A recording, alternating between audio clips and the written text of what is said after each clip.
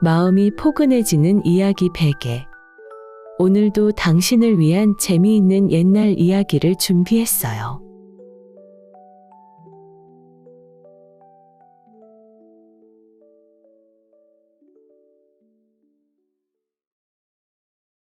오늘은 인생이 한순간에 바뀐 이야기를 해볼게요. 살면서 아주 사소한 일 때문에 인생의 큰 변화를 맞이하기도 하는데요. 막상 그런 큰일을 겪을 때는 힘들지만 또 지나고 보면 인생은 그래서 재미있는 것 같아요. 오늘 끝에서 끝을 오가는 인생 이야기를 들려드릴게요. 첫 번째 이야기는 돈 때문에 70 넘은 할아버지 뻘에게 팔려 시집가는 처자의 기막힌 인생 이야기입니다. 편안하게 들어주세요. 간병인으로 팔려가는 여인의 사연. 충청도 어느 한 고을에 김간애가 살았어요. 작은 초가집 아래 아내는 살뜰하고 야무진 여인이었고 5살 딸 은숙이는 어찌나 귀엽고 애교가 넘치던지 하루 일을 마치고 돌아올 때마다 김간은 은숙이만 보면 고단함이 싹 풀렸어요. 그런데 그 행복이 너무 짧았어요. 은숙이가 5살이 되던 해 아내가 그만 자리에 눕더니 끝내 일어나지 못했어요. 그렇게 김간은 혼자서 5살 박이 은숙이 밥을 챙기며 일하러 다녔는데 아이를 맡길 곳이 마땅치 않아 은숙이를 집에 혼자 두고 나와야만 했어요. 밥은 제대로 먹었는지 무서워서 울지는 않았는지 밖에서 일하는 내내 그 생각뿐이었지만 은숙이 끼니를 챙기려면 그 방법뿐이었어요. 그리고 그 마을에는 개동이 어미가 살고 있었는데 젊은 과부였어요. 어찌어찌하여 혼자 아들 개동이를 낳아 키우며 이 집 저 집 품을 팔아 하루하루를 버텼어요. 개동이 어미는 개동이가 아직 어려 개동이를 업고 일했는데 어딜 가도 눈칫밥 신세였어요. 그날도 마을 잔치에 품을 팔러 나갔는데 개동이를 등에 업고 일을 하니 아무래도 손이 느릴 수밖에 없었어요. 그것을 본 한 안악이 대놓고 말했어요.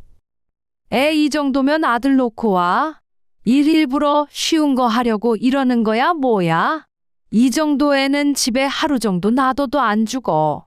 우리도 다 이렇게 자식 키웠다고. 왜 혼자서 유난이야? 아, 그래 맞아. 저기 김가 봐. 김가도 5살 난 딸 있는데 떼어놓고 와서 일하고 가잖아. 혼자만 너무 유은아니다. 집집마다 애 없는 집 있어?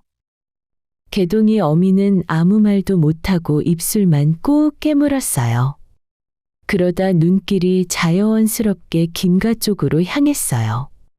마당 한켠에서 짐을 나르고 있었는데 어찌나 몸이 좋고 인물이 반듯하던지 딱 봐도 아직 총각이라고 해도 믿을 것 같았어요. 개동이 어미는 자기도 모르게 생각했어요.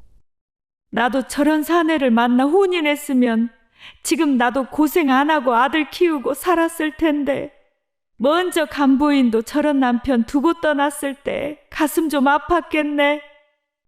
그 뒤로 개동이 어미는 힘든 하루 일을 마치고 개동이를 등에 업고 집으로 돌아올 때마다 김가 집 앞을 지나치게 됐어요.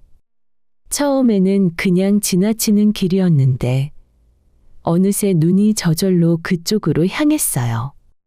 마당을 오가는 김가의 모습, 부엌으로 들어가는 뒷모습, 마당 한켠에서 은숙이 얼굴을 씻겨주는 모습. 그런 사소한 장면들이 자꾸 눈에 밟혔어요. 그러던 어느 날 마침 일이 없는 날이었어요. 개동이 어미는 이른 아침부터 산으로 올라가 나무를 캤어요. 봄나물이 지천이었어요. 바구니 가득 캐서 내려오니 기분이 좋아서 그냥 무쳐 먹기가 아까웠어요. 집에 돌아와 나물을 다듬어 무치고 전도 부치고 된장국도 끓였어요. 하는 김에 이것저것 하다 보니 제법 풍성하게 차려졌어요.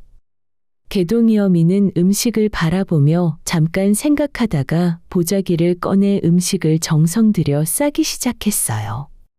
그리고 김간의 집 앞에서 개동이 어미는 한참을 기웃거렸어요. 마음이 좀 두근거렸는데 에라 모르겠다 싶어 목청을 가다듬고 말했어요. 안에 계세요?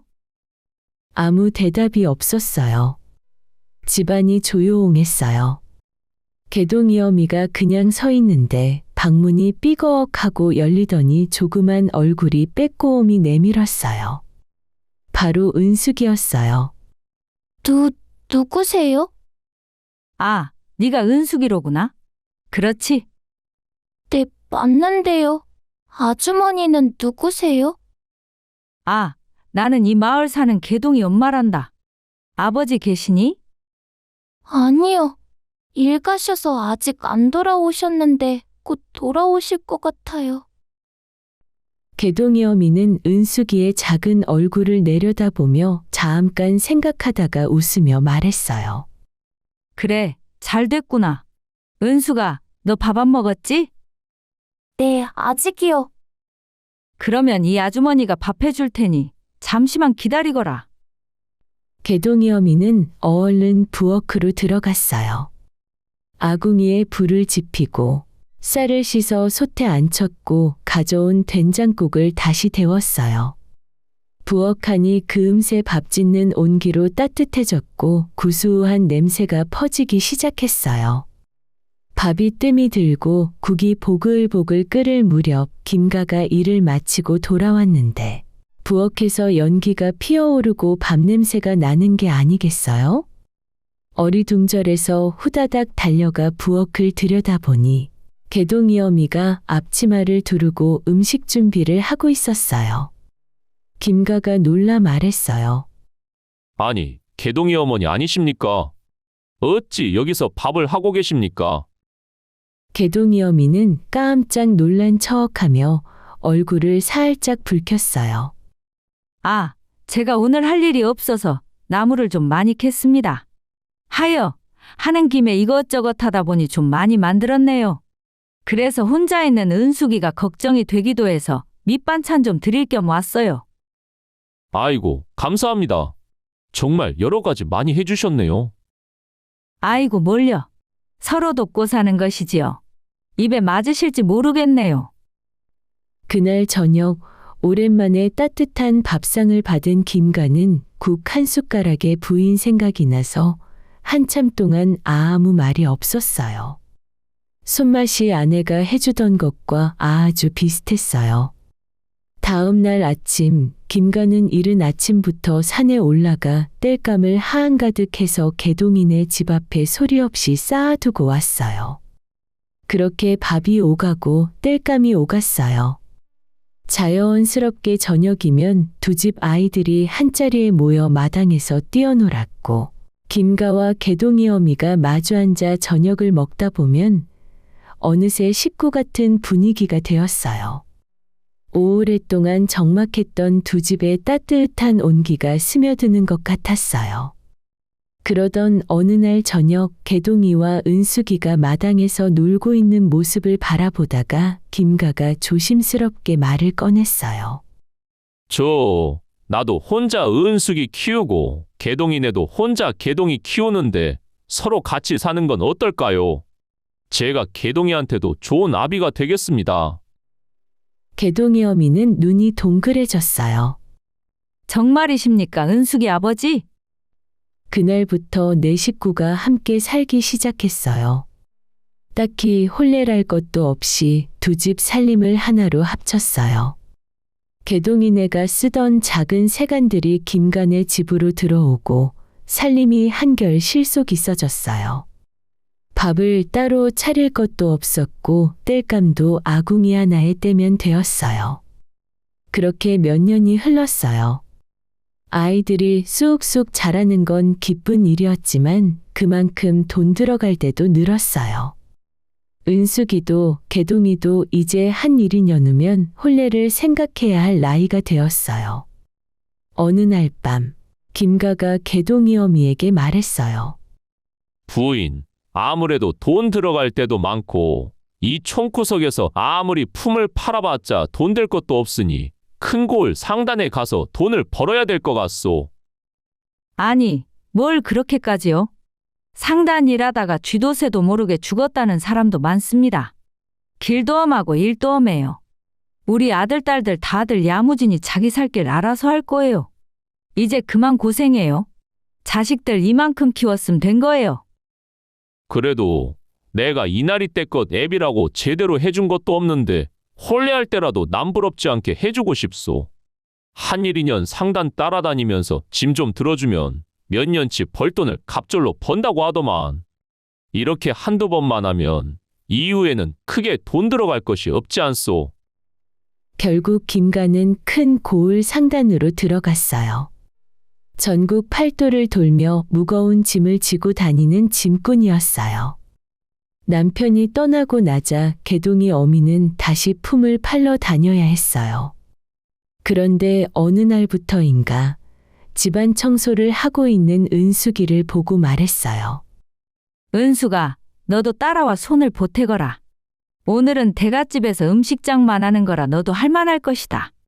네 아버지가 힘들게 돈 벌러 길을 떠났으니 우리도 도와야 되지 않겠느냐. 네, 알겠습니다, 어머니. 은숙이는 불평 한마디 없이 이 집 저 집을 다니며 부지런히 일했어요. 바느질 솜씨가 야무지고 손이 빨라서 시키는 사람마다 흡족해 했어요. 그런데 두어 달이 지나자 개동이 어미는 점점 대놓고 은숙이에게 일을 맡기기 시작했어요. 아침이면 은숙이를 먼저 내보내고 개동이 어미는 집안에서 쉬는 날이 늘어났고 개동이가 빈둥거려도 나무라지 않았어요. 은숙이가 저녁에 지친 몸을 이끌고 돌아와도 집안일은 그대로 쌓여 은숙이가 해야 했어요. 그렇게 한 1년이 지났어요. 그런데 아버지가 돌아오는 대신 어느 낯선 사람들이 집 앞에 나타났지 뭐예요? 큰 고을 상단에서 온 행수와 사람들이었어요. 행수가 천천히 말했어요. 안녕하십니까. 저희는 건넌마을 상단에서 온 사람입니다. 김가가 이번 겨울 험한 고갯길에서 무거운 짐을 지고 오다가 좀 다쳤는데 그 뒤로 시름시름 앓다가 얼마 안 돼서 그만 돌아가셨습니다. 저희도 최대한 시신을 잘 챙기려 했는데 길이 워낙 험해서 그 자리에 정성껏 묻어드렸습니다. 너무 황망한 소식을 전하게 되어 죄송합니다. 은숙이는 그 자리에 주저앉아 하염없이 눈물을 흘렸어요.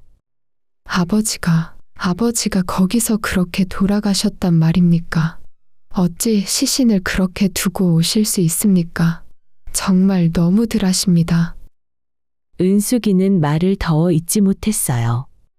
상단 행수가 조심스럽게 돈보따리를 내려놓으며 말했어요. 저희도 먹고 살려니 계속 길을 나서야 해서 모시고 오지 못한 점 진심으로 죄송합니다. 김가가 일했던 품삯에 저희 상단 식구들이 부조를 좀 못했습니다. 부족하지만 받아주십시오. 행수와 사람들이 고개를 깊이 숙이고 돌아섰어요. 은숙이는 한참을 마당에 그대로 앉아 있었어요. 가슴이 무너져 내리는 것 같았어요. 그래도 남은 식구들이라도 살아야 해서 눈물을 닦고 일어섰어요. 이제는 아버지 몫까지 해야 한다는 걸 알았어요. 아침이면 일찍 나가 일하고 저녁에 돌아와서는 집안일을 했어요. 그러던 어느 날이었어요. 개동이가 마당으로 오더니 한숨을 푹 쉬며 개동이 어미에게 말했어요. 엄니, 저 큰일 났어요. 일을 어떡하죠? 큰일이라니 그게 무슨 말이냐 개동아. 그게 말이죠. 이 마을에 사는 순이 아시죠? 순이? 알지. 순이 아버지가 노름하다가 돈 날려서 허구한 날 술 마시는 집 딸 아니냐? 헌데 순이는 왜 갑자기 말하는 거냐? 그게 말이죠. 순이 처자가 제 애를 배웠다고 합니다. 아니 뭐라고? 너는 도대체 행동머리를 어찌했길래 멀쩡한 처자를 그리 만든 것이야. 이놈 새끼 너 죽고 나 죽자. 개동이 어미는 빗자루를 들어 개동이 등짝을 사정없이 내리쳤어요. 개동이는 도망가며 말했어요. 어머니, 순이 아버지가 제대로 지참금 없이 혼인 안 하면 순이를 범한 것으로 관아에 신고해서 제 앞길을 막는다고 합니다. 저를 때릴 때 때리시더라도 방법이 있어야 될 것 같아요. 아니, 이놈아, 우리가 돈이 어디 있느냐? 그래, 오늘 너 죽고 나 죽자. 어머니, 하나뿐인 아들 죽게 진짜 놔둘 거예요? 아니, 뭐라고? 우리가 지금 돈이 어디 있느냐? 네 아버지가 돈 벌러 나가다가 돌아가시고 은숙이도 품을 팔며 사는데도 팍팍한데 갑자기 너 혼인할 큰돈이 어디 있느냐? 그날부터 며칠 동안 개동이 어미와 개동이는 마당에 앉아 머리를 맞댔어요. 하나뿐인 아들 팔자가 달린 문제였으니 어떻게든 돈을 마련해야 했는데 방법이 없었어요. 그렇게 골머리를 앓고 있는데 동네 대갓집에서 품을 팔고 돌아온 은숙이가 마당으로 들어서며 말했어요. 어머니, 밖에 나와 계셨네요.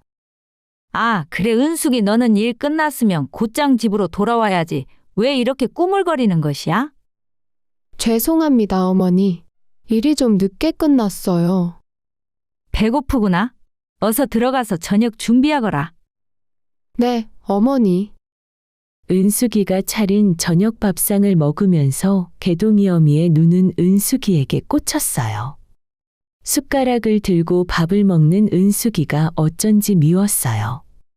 하루 종일 밖에서 일하고 들어와 밥까지 차렸지만 은숙이가 먹는 그 밥 한 그릇이 너무 아까운 마음이 드는 게 아니겠어요? 남편이 죽고 없는 마당에 남편 딸을 자기가 먹이고 돌봐야 된다는 게 좀 억울하게 느껴졌어요.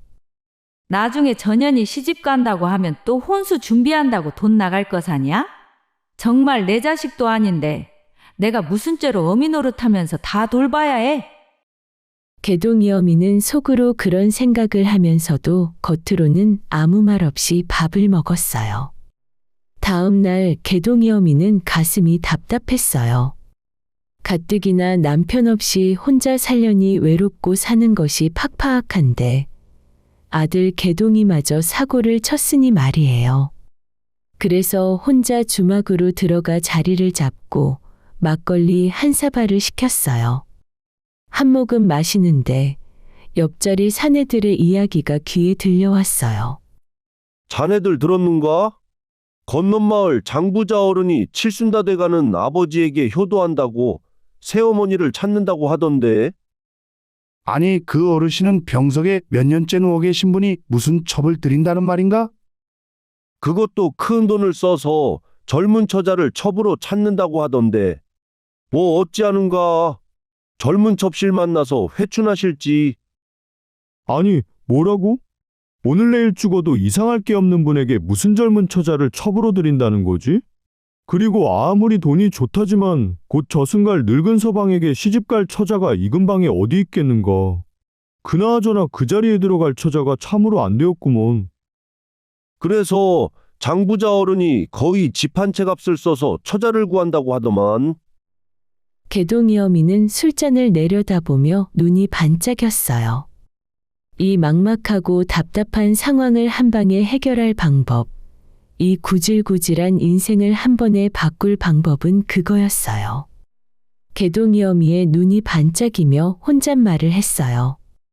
그래, 찾았다. 내 아들 개동이를 구할 방법.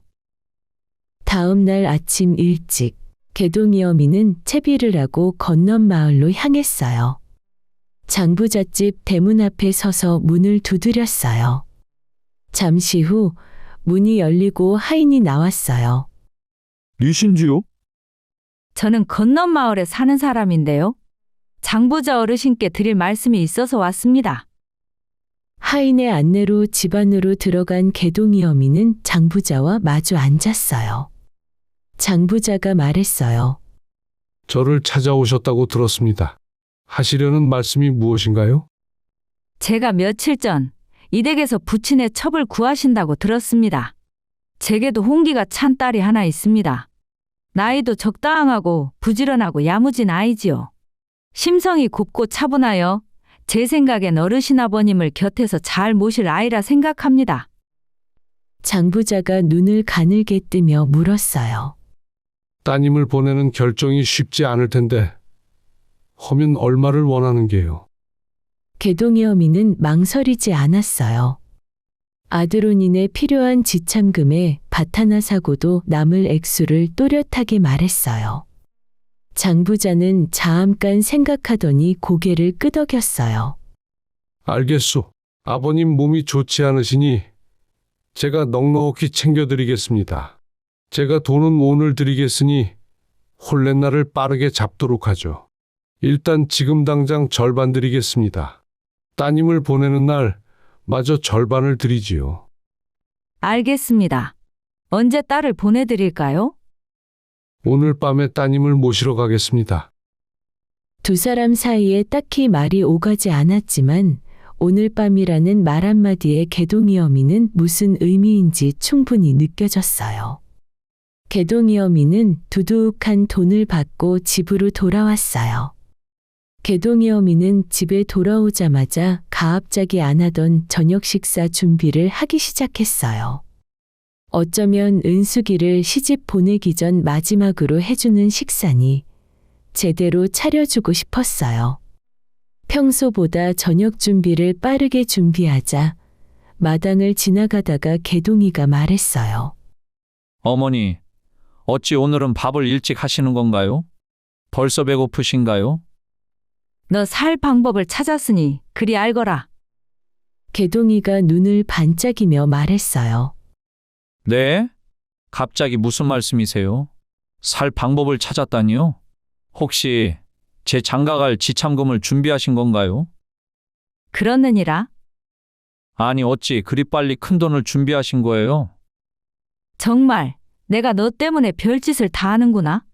나도 이 방법까지 쓰고 싶지 않았지만 어쩔 수 없게 되었다. 그리고 고맙다는 말은 나중에 은숙이에게 하거라. 알겠느냐? 아니 왜 누이한테 고맙다고 해야 되는 건데요? 어머니가 준비하신 거 아니에요? 은숙이 오늘 밤 시집 갈 것이다. 네? 시집이요? 갑자기 어찌 시집을 가요? 건넌 마을 장부자 어른 아버지한테 첩실로 보내기로 했다. 개동이 입이 딱 벌어졌어요. 네? 그 칠순 넘은 노인한테요? 그거 너무하신 거 아니에요, 어머니? 너무한 건 너 아니냐? 너 아니었으면 내가 멀쩡한 은숙이를 그리 보냈겠느냐? 그렇긴 하지만 나중에 누이 얼굴을 어떻게 보죠? 이 방법 아니면 너 사고친 거 돈 마련할 방법이 있느냐? 그리고 네 누이가 걱정되면 네가 관아옥사에 들어가던가. 이 애미는 돈이 땅에서 나오는 줄 아느냐? 이제 네 누이 시집 가고 그 돈으로 너 사고친 거 막았으니 이제 너도 정신 차려라. 그리고 나도 이제 늙어서 더 이상 돈 구할 방법 없으니 네가 나 먹여 살려야 한다. 마침 품을 팔고 돌아온 은숙이는 부엌에서 연기가 피어오르는 것을 보고 고개를 갸웃하며 얼른 부엌으로 뛰어들어왔어요.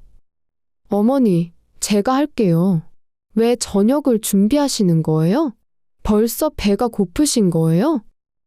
개동이 어미는 뒤도 돌아보지 않은 채 말했어요. 아니다.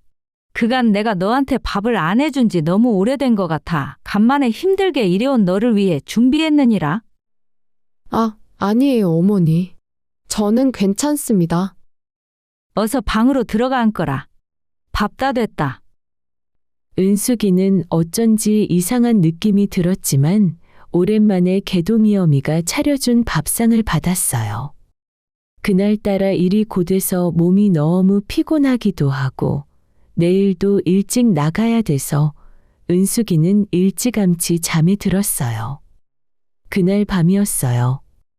개동이 어미는 은숙이 방문 앞에 귀를 바짝 대고 들으며 은숙이가 완전히 잠든 것을 확인했어요. 그리고 어둠 속을 향해 고개를 한번 까딱했어요. 그러자 그림자 속에서 장정 서너 명이 마당으로 들어섰어요. 발소리도 없이 은숙이 방문을 열고 들어간 장정들은 재빠르게 움직였어요.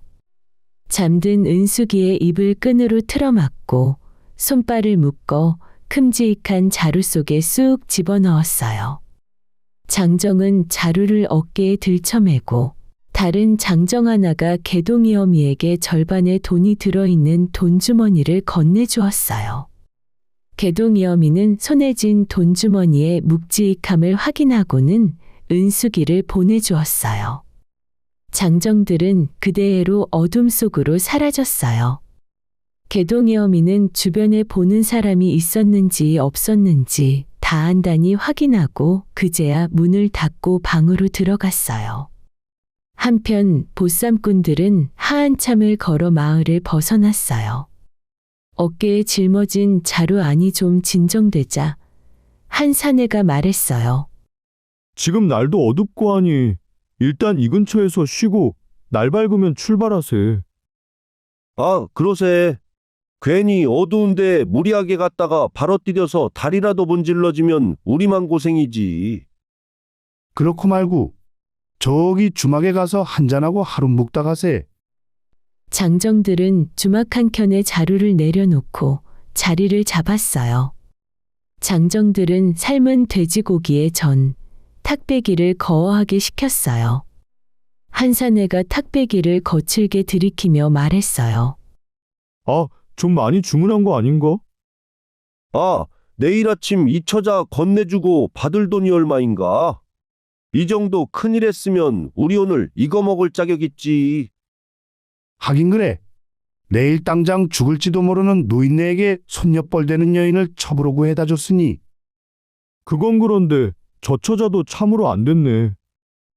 뭐가 말인가? 내 듣기로는 저 처자 계모가 직접 장부자한테 와서 자기 딸을 시집 보낼 것이니 돈을 후하게 달라고 했다는구먼. 아니 뭐라고? 계모가 딸을 판 건가? 세상에, 우리도 목구멍이 포도청이라 하는 것이지만 참으로 안 됐네. 사내들은 잠시 술잔을 내려놓고 주막 한켠에 있는 자루를 바라봤어요. 그때 주모가 부침개 한 접시를 상위에 내려놓으며 그 이야기를 엿들었어요. 주모는 미간을 찌푸리며 생각했어요. 아니 뭐야? 그럼 저 보따리가 젊은 처자를 넣은 보쌈 보따리인 거야? 아이구야 세상에, 이런 몹쓸 놈들이 다 있나? 술이 거나하게 오른 장정들이 점점 목소리가 커지다가 한참 후에 상의에 엎드려 드르렁거리기 시작했어요. 주모는 그 소리를 듣고 조용히 일어났어요.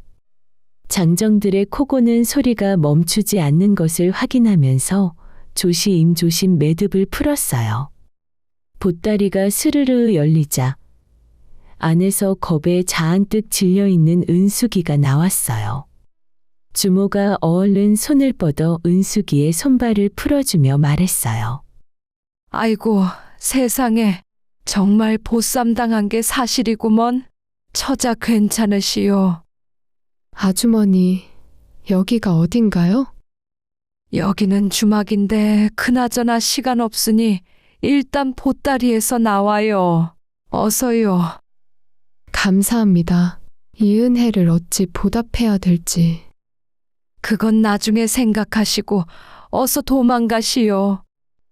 은숙이가 주막을 나와서 나가려 하자 주모가 물었어요.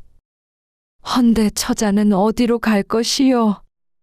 일단 집으로 돌아가려고요. 저희 어머니한테 가면 안전할 것 같아요. 아이고야, 그건 안 될 말일세. 내 아까 보쌈꾼들에게 듣기로는 자네 어머니가 건넌 마을 장부자 늙은 아버지에게 처자를 첩으로 시집 보내는 조건으로 돈을 받았다고 들었네. 네? 뭐라고요? 저희 어머니가요? 그럴 리가 없어요. 에이, 내가 내 귀로 똑똑히 들었소. 게다가 친어머니도 아니라던데. 그 말 한마디에 은숙이는 소리 없이 눈물을 주르르 흘렸어요. 손등으로 훔쳐도 눈물이 자꾸 흘렀어요. 그 모습을 보자 답답한 주모가 말했어요. 허면 차라리 우리 집 다락방에 숨어 계시게. 내일 사내들이 일어나면 처자가 도망친 것으로 생각하고 여기저기 찾으러 나갈 것이네. 오히려 우리 집 다락에 숨어 있는 게 안전할 것이네. 은숙이는 고개를 끄덕였어요. 주모는 은숙이를 자신의 방으로 데려가 작은 다락방 쪽문을 열어주었어요. 은숙이는 허리를 굽혀 쪽문으로 들어가 가파른 사다리를 조심조심 올라갔어요. 다락 안은 어둡고 좁고 쿰쿰한 이불 냄새가 났어요. 다음 날 아침, 장정들이 부스스 일어났어요. 그러다 한 사내가 보따리 쪽으로 보고 놀라 벌떡 일어나며 주모에게 달려와 물었어요. 주모, 이 보따리 혹시 푸른 것이오? 아니요. 저는 그냥 나으리들 술상 봐드리고 먼저 방으로 들어가 자지 않았습니까? 나으리들은 밤늦도록 술을 예서 드셨으니 나으리들이 더 잘하시겠지요. 전 손님들 묵는 방에 들어가지 않습니다. 전 몰라요. 장정들은 밖에서 모여 발을 도옹동 구르며 이야기를 했어요. 아니, 그럼 이 보따리 속 처자가 어디 간 것이란 말이오? 우리 이러다가 돈은 받기는커녕 이 처자값을 오히려 장부자 어른에게 내야 되는 것이 아니오. 아니, 그 큰 돈을 이거 큰일일세. 어서 찾아보세. 장정들은 사방으로 흩어졌고 주막안이 갑자기 텅 빈 것처럼 조용해졌어요. 주모는 장정들이 다 나간 것을 확인하고 다락으로 가서 말했어요. 낭자, 이제 나와도 돼요. 아주머니, 감사해요. 덕분에 팔려가지 않았어요. 아이고, 나도 딸 가진 입장에서 처자가 그리 되는 것은 그냥 지켜볼 수가 없었지. 누구라도 그 상황에 도왔을 것이요. 감사합니다. 나중에라도 돌아와서 꼭 신세 갚을게요. 헌데 처자는 갈 데는 있는 것이요.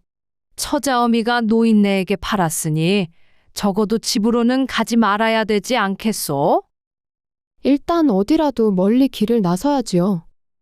갈 데가 없으면 일단 여기서 지내시게. 그 사내들은 처자가 멀리 떠난 줄 알 것이니 여기로는 안 올 것이네. 그리고 또 오면 다락에 숨으시오. 그렇게 은숙이는 주막에 머물게 되었어요. 빈둥거리는 성격이 아닌 은숙이는 일거리를 찾아서 부지런히 움직였어요. 워낙 손이 빠르고 야무져서 주모는 며칠 만에 은숙이 없이 어떻게 혼자 했나 싶었어요. 은숙이는 다락에 보금자리를 잡고 하루하루를 조용히 살아갔어요. 한편 한양에서 출발한 암행어사 일행은 깊은 산골 마을을 구석구석 돌아다니고 있었어요. 고을 수령이 백성들을 잘 다스리고 있는지, 억울한 일은 없는지 살피는 중이었어요. 이사한 저 산을 넘다 보니 어느새 해가 빠르게 기울기 시작했어요. 그때 마침 산에서 소쿠리를 들고 나물 캐는 처자가 보였어요. 암행어사가 일행을 세우고 처자 쪽으로 다가가며 말했어요. 저희는 길가는 나그네인데 이 근처에 머물 주막이나 집이 있을런지요. 마땅한 곳이 없다면 대개 사랑방에서 하룻밤 묵게 해줄 수 있겠습니까? 내 사례를 후하게 하겠소이다. 낯선 사내가 가압작이 가까이 다가오자 몇 달 전 보쌈당하던 기억이 번개처럼 스쳐 지나갔어요. 은숙이는 쏘스라치게 놀라며 뒷걸음질 쳤어요. 암행어사도 당황하며 얼른 한 발 물러서서 두 손을 내저으며 말했어요. 저희는 낭자를 해치지 않습니다. 그저 길가는 과객입니다. 은숙이는 자한뜩 긴장한 채로 암행어사를 훑어봤어요. 그런데 허름한 도포자락이 바람에 살짝 젖혀지는 순간 안쪽에서 동그란 폐 하나가 언뜻 보이는 게 아니겠어요? 보통 나그네가 품에 지닐 물건이 아니었어요. 은숙이는 눈을 가늘게 뜨고 바라보다가 마음을 가라앉히며 말했어요. 그러십니까? 마침 제가 일하는 곳이 이 근처 주막입니다. 허면 저를 따라오시지요. 은숙이는 소쿠리를 들고 앞장섰고 암행어사 일행은 말없이 그 뒤를 따라갔어요. 주막 앞에 도착하자 은숙이가 말했어요. 선비님, 이 방에 머무시지요? 잠시 후 은숙이는 주모와 함께 부엌으로 들어갔어요. 주모는 늘 하던 대로 국에 밥을 말아 대접하려고 하는데 은숙이가 주모에게 말했어요. 아주머니, 저분들은 특별한 분인 것 같아요. 찬이 없더라도 정성을 다해 준비해야 될 것 같아요. 아주머니 힘드시니 제가 차릴게요. 그리하여 은숙이는 아궁이에 불을 지피고 있는 재료를 이리저리 꺼내어 준비했어요. 산골 주막이니 재료가 넉넉할 리 없었지만 은숙이는 부지런히 손을 움직였어요. 묵은 김치를 꺼내고 고사리를 볶고 호박을 얇게 썰어 전을 부쳤어요. 마침 전날 장에서 사온 고기가 조금 있어 고기도 한 접시 올렸어요. 그런데 은숙이는 상을 2개로 나눠 준비한 게 아니겠어요? 암행어사의 상과 일행들의 상을 나누었고 비록 삼첩이지만 격식 있게 차리려고 했어요. 암행어사는 상을 받아들고 잠시 속으로 생각했어요. 이상하구나. 산골 주막이면 그냥 국밥 한 그릇씩 내왔을 텐데 나름 격식 있게 차려줬구나. 게다가 나와 호위무사들 상을 따로 해준 것도 대단하구나. 어찌 알고 한 것이지? 참으로 신기하구나. 다음 날 아침이 되었어요. 암행어사가 일어나 세수를 하고 아침밥을 기다리는데 이번에는 어젯밤보다 더 정성스러운 아침상이 들어왔어요. 역시나 암행어사 밥상과 일행 밥상이 따로 차려져 있었어요. 밥을 다 먹고 나자 은숙이가 숭늉을 조심스럽게 들고 들어왔어요. 너무 궁금했던 암행어사가 조용히 물어봤어요. 이 주막의 상차림은 보통 주막과 다르구나. 이렇게 한 것을 보니 네가 좀 더 신경 쓴 것 같은데 연유를 물어봐도 되겠느냐? 제가 처음 나으리를 보고 놀라서 뒤로 물러나면서 도포 한쪽에 작은 동그란 패를 봤습니다. 뭔가 특별한 분인 것 같아 상을 나눠 준비했습니다. 그래 맞다. 그렇게 알아보는 것을 보니 아주 영민한 처자로구나. 나는 암행어사니라. 너는 이 주모의 딸로는 안 보이는데 어찌하여 예서 지내는 게냐? 저는 저의 새어머니가 돈 때문에 늙은 노인에게 첩으로 팔려갈 뻔했는데 마침 주모께서 저를 보쌈해가는 사내들의 대화를 엿들으셨습니다. 하여 주모가 저를 구해주셔서 여기서 일하며 먹고 살고 있습니다. 아이고, 어쩌다 그런 일이. 허면 낭자의 아버지도 이 일을 알고 계시오. 제 아버지는 몇 달 전 돌아가셨습니다. 아하, 그런 사정이 있었구나. 허나 당분간 여기서 머무는 건 좋겠지만 조만간 보쌈꾼들이 지나가다 이곳을 들르지 않겠는가? 저도 그게 걱정되어서 어제 나으리를 배웠을 때 많이 놀랐어요. 하지만 당장 갈 데가 없어 이리 머물고 있습니다. 암행어사는 잠시 숭늉사발을 내려다보다가 뭔가 생각난 듯 말했어요. 허면 내가 머물 곳을 안내해 주겠다. 그곳은 여기보다 안전할 것이다. 그리고 끼니 걱정, 옷 걱정할 것도 없는 곳이니 나 한번 믿고 따르겠느냐? 은숙이는 잠깐 생각했어요. 암행어사라 하니 어느 정도 믿을 수 있었어요.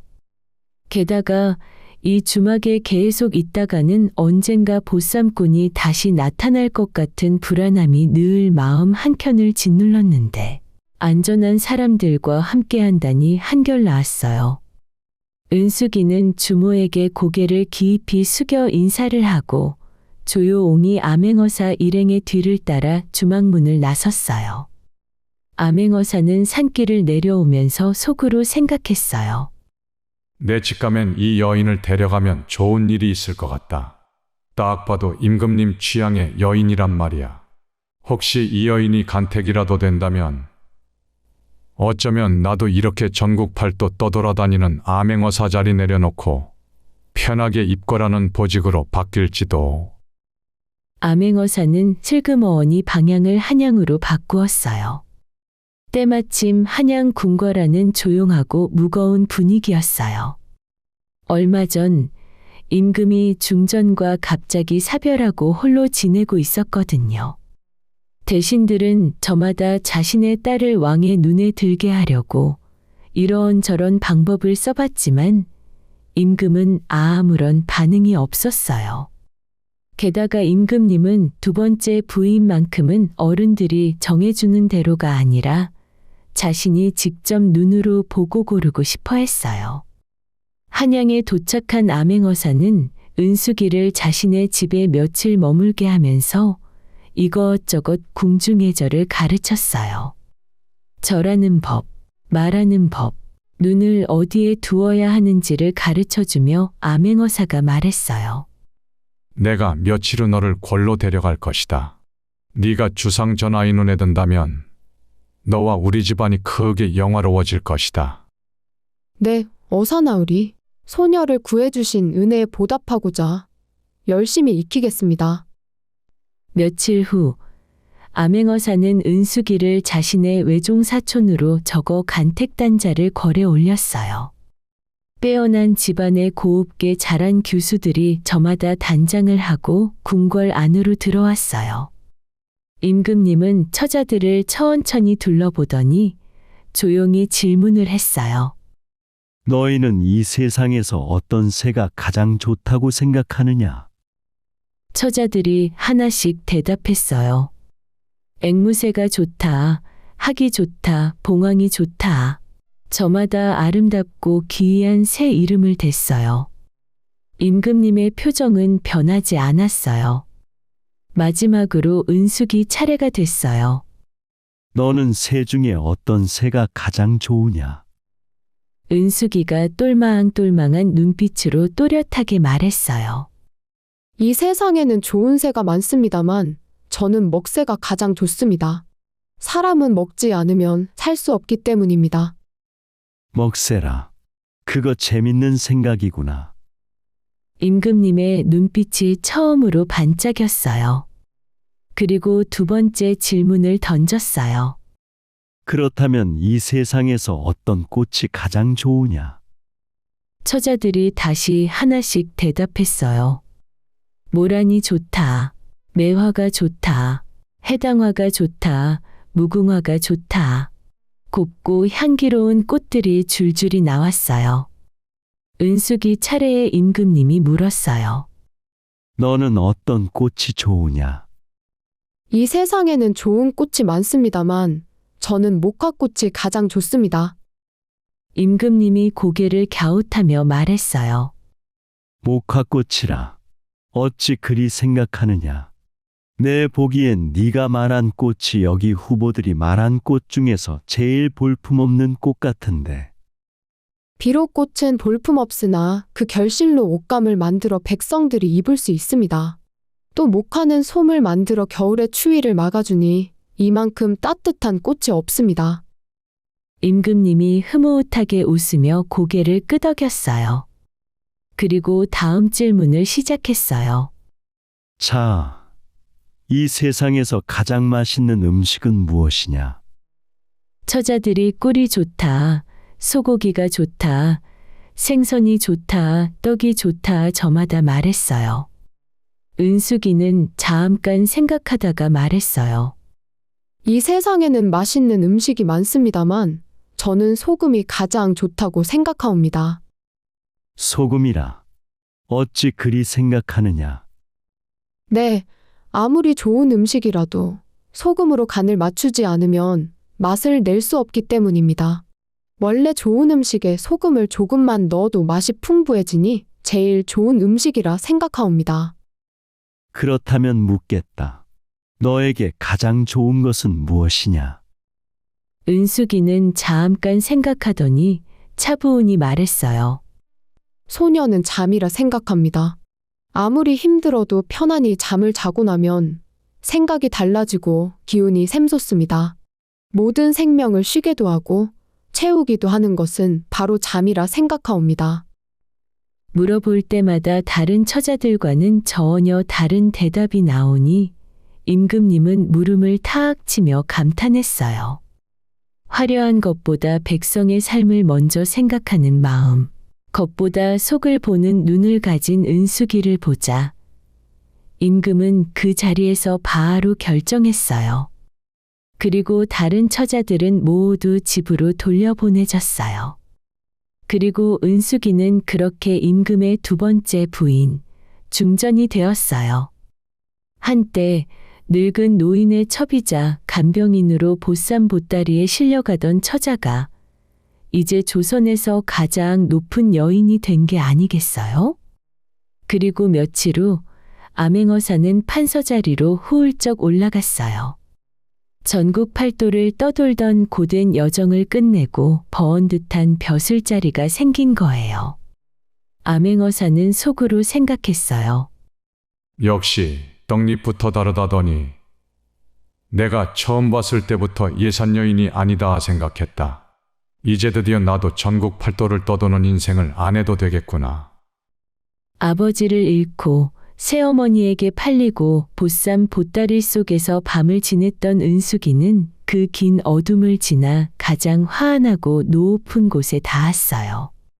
그 서럽고 고된 시간 속에서도 작은 상차림 하나에 정성을 다한 은숙이의 마음이 인생을 바꾸게 한 거였어요. 우리의 하루, 짧은 한순간은 매우 소중한 것 같아요. 오늘도 그 누구의 하루보다 소중한 시간을 충분히 즐기시길 바랄게요. 자, 이야기 어떠셨나요? 돈 때문에 팔려갔던 여인의 기막힌 인생 역전 이야기, 재미있으셨나요? 저는 이런 이야기를 통해 상상할 수 있고 또 새로운 내일을 꿈꿔볼 수 있는 게 참 좋은 것 같아요. 두 번째 이야기는 남편이 인정한 아내의 남자라는 제목을 붙여봤는데요. 어쩌면 남편이 더 아내의 남자를 좋아하게 된 사연. 지금 시작합니다.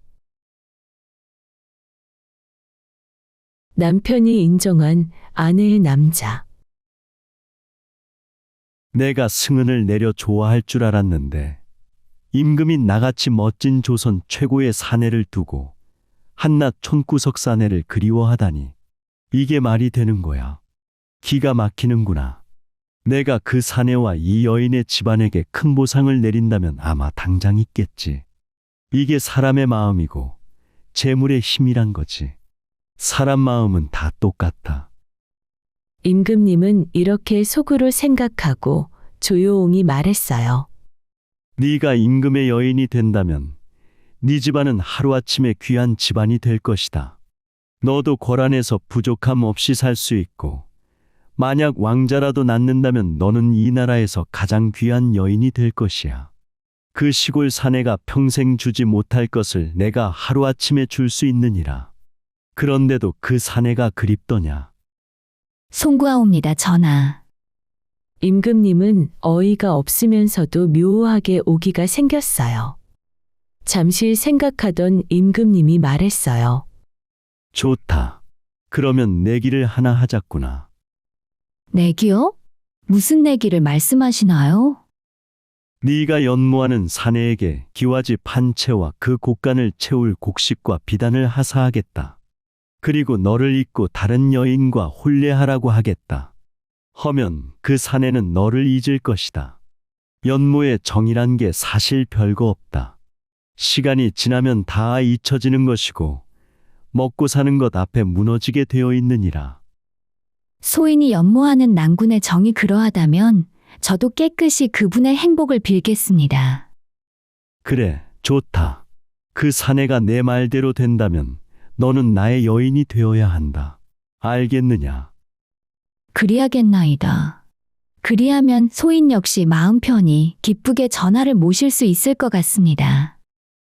임금님은 내기에 지지 않겠다는 눈빛으로 홍단이를 바라봤어요. 오늘은 임금님과 내기를 한 홍단 이처자의 이야기를 시작해 볼게요. 옛날 옛적 충청도 온양 어느 마을에 덕춘이라는 젊은 선비가 살고 있었어요. 덕춘이는 곧 다가올 과거 시험을 대비해서 사나흘에 한 번씩 건너 마을에 사는 명망 높은 학자를 찾아가 글 공부를 했어요. 아침 일찍 책보따리를 다 한다니 싸매고 길을 나서면 논두렁 사이로 난 흙길을 지나고 개울을 건너 작은 고개를 넘어야 겨우 닿는 거리였어요. 그러던 어느 날이었어요. 덕춘이가 여느 때처럼 길을 걷고 있는데 갑자기 하늘이 심상치 않더니 우르르 쾅쾅 하면서 천둥 소리가 났고 굵은 빗방울이 후드득 쏟아지기 시작했지 뭐예요? 덕춘이는 하늘을 올려다보며 혼잣말을 했어요. 마른 하늘에 왜 갑자기 비야? 큰일이구나. 덕춘이는 책보따리를 가슴에 꼭 껴안고 주위를 두리번거렸어요. 마침 저 앞에 돌다리 하나가 보였어요. 덕춘이는 냅다 달려가 다리 밑으로 몸을 피했어요. 가까스로 비를 피하고 덕춘이는 옷을 탁탁 털며 빨리 비구름이 지나가기를 기다렸어요. 그때였어요. 저쪽 건너편 다리 밑으로 누군가 뛰어들어오는 여인이 있었어요. 그 처자는 홍단이었는데 그날은 마을 양반집에서 바느질감을 받고 집으로 돌아오는 길이었어요.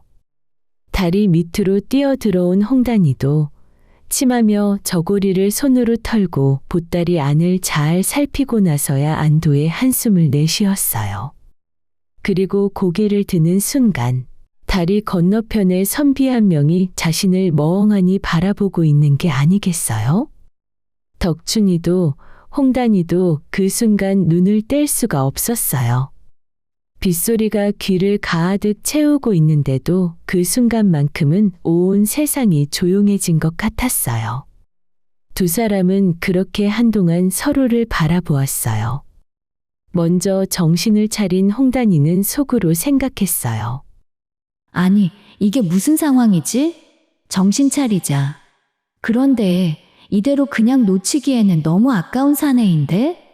내가 먼저 가서 말하기는 그러니 어떻게든 다시 보도록 신호를 줘야겠다. 홍단이는 슬그머니 보따리를 열었어요. 그리고 아무 말 없이 곱게 접힌 붉은 옷감을 꺼내더니 그것을 목에 3번 둘둘 감았어요. 그러고는 손으로 거울을 앞뒤로 비추듯 2번 천천히 움직였어요. 그리고 거기서 끝이 아니었어요. 홍단이는 바닥에 있는 돌멩이를 3개 집어 하나씩 뒤집어서 가지런히 놓았어요.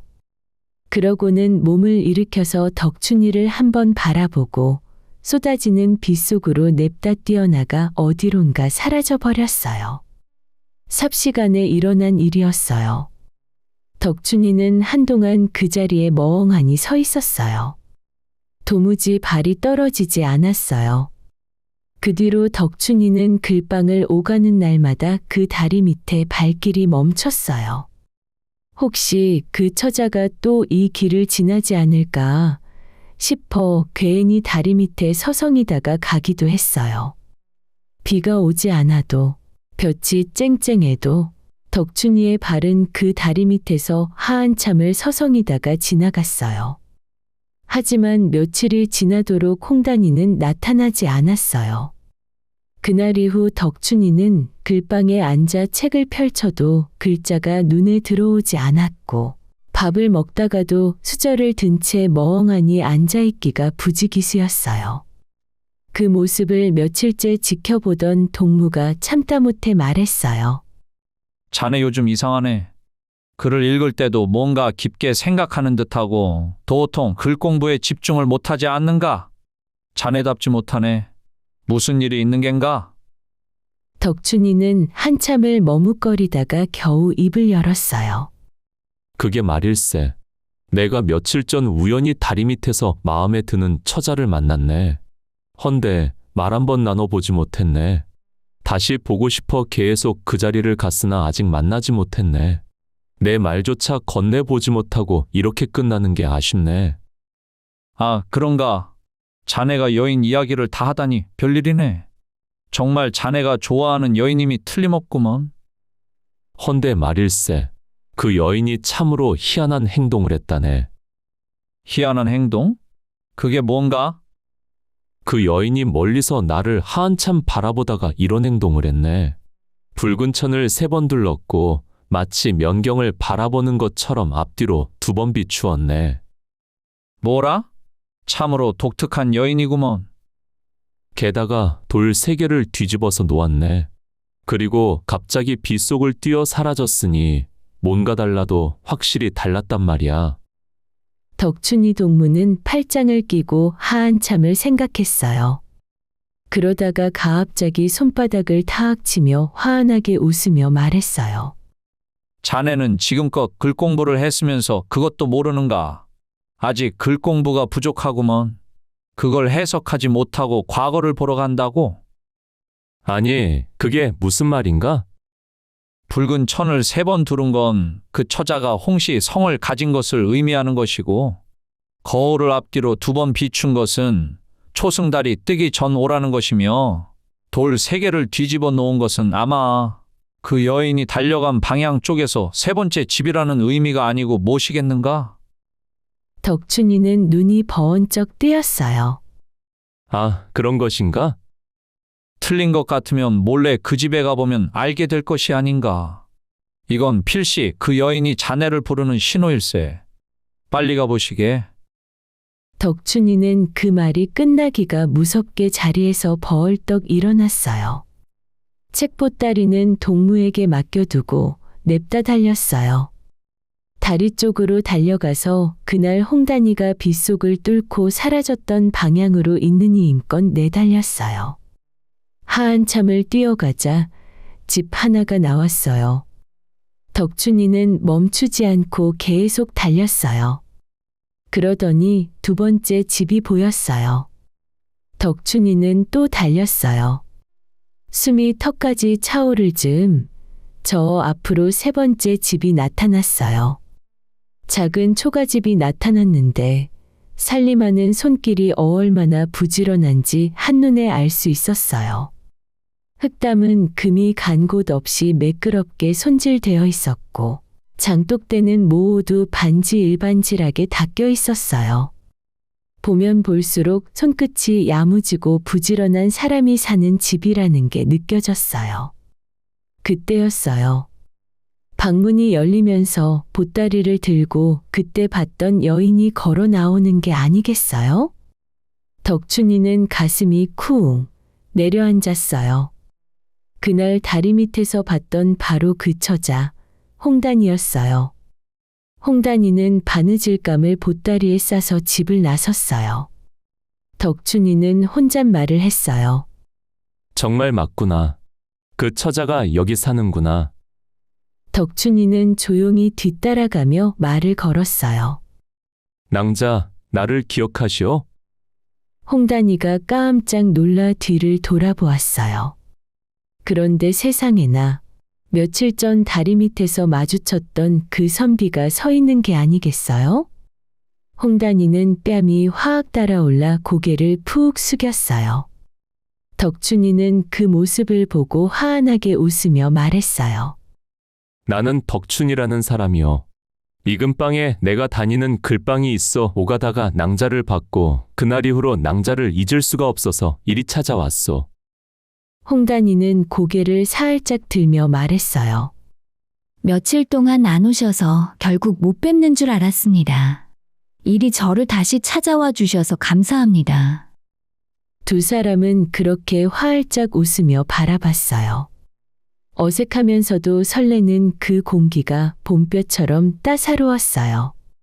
덕춘이는 홍단이가 바느질감을 드릴 양반집 방향으로 나란히 걸었어요. 그리고 홍단이가 품삯을 받고 새 일감을 받아 나오는 동안 덕춘이는 문 밖에서 기다렸어요. 그리고 돌아오는 길에도 나란히 걸으며 이런저런 이야기를 했어요.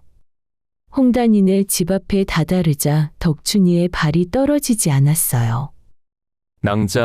낭자만 괜찮다면 내일도 보고 싶소. 꼭 시간 내주시오. 내일도 같은 시간에 뵈었으면 하오. 홍단이는 고개를 살짝 숙이며 미소를 지었어요. 말은 하지 않았지만 그 미소가 대답이었어요. 그날부터 두 사람만의 오붓한 만남이 시작되었어요.